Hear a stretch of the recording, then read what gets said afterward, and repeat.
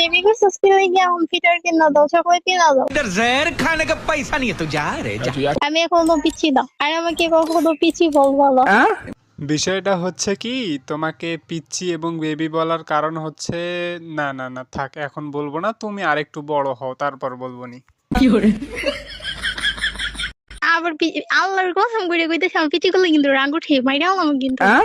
শালা আজকে বিয়ে দিয়ে কালকে ফটাফট একটা বাচ্চা নিয়ে হলাম ওই আমার পিচ্ছি কইতাছি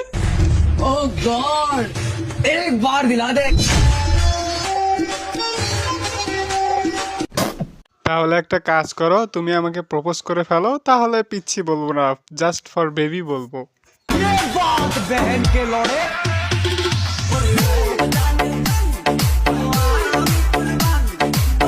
তোমারে প্রপোজ করতে যাইবো কেডা